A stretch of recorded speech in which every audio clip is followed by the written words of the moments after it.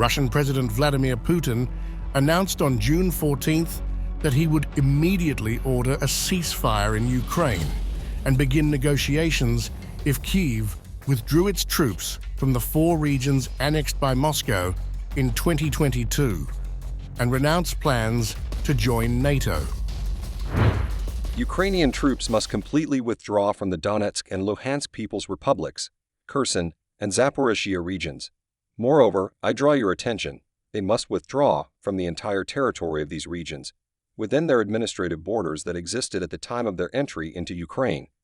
As soon as Kyiv declares that they are ready for such a decision and begin a real withdrawal of troops from these regions, and also officially notify about the abandonment of plans to join NATO, we will immediately, literally at the same minute, order to cease fire and start negotiations.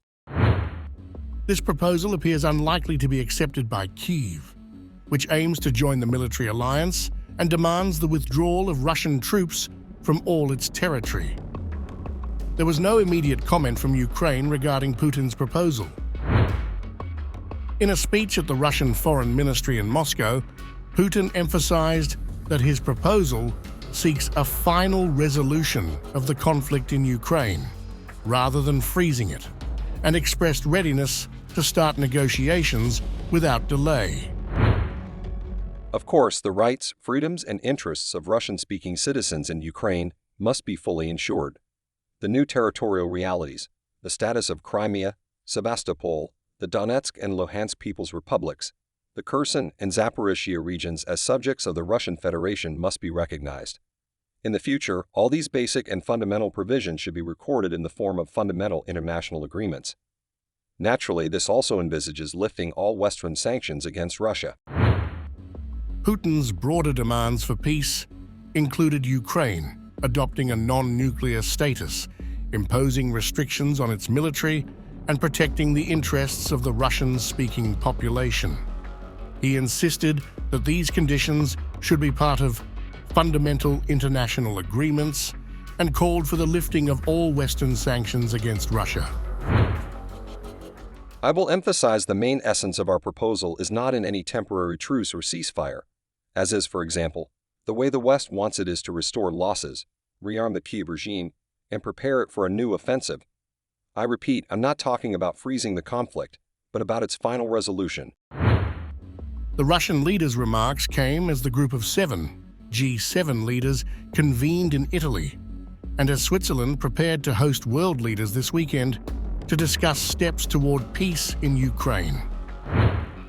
Putin underscored the need to turn this tragic page of history and to begin restoring unity between Russia and Ukraine and in Europe more broadly. I believe that Russia is offering an option that will make it possible to really end the war in Ukraine.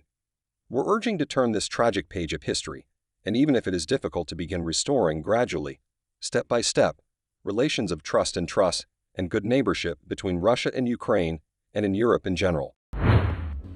Despite Putin's clear outline of his conditions for ending the fighting, the demands were not new. The Kremlin has previously stated that Kyiv should recognize Russia's territorial gains and abandon its bid to join NATO. Today we are making another concrete, real peace proposal. If Kyiv and the Western capitals refuse it as before, then in the end, it is their business, their political and moral responsibility for the continuation of bloodshed. Obviously, the realities on the ground, on the line of combat contact will continue to change, not in favor of the Kyiv regime, and the conditions for starting negotiations will be different. Russia does not fully control any of the 4 regions it annexed in 2022. Putin insisted that Kyiv should withdraw entirely from these regions and effectively cede them to Moscow within their administrative borders.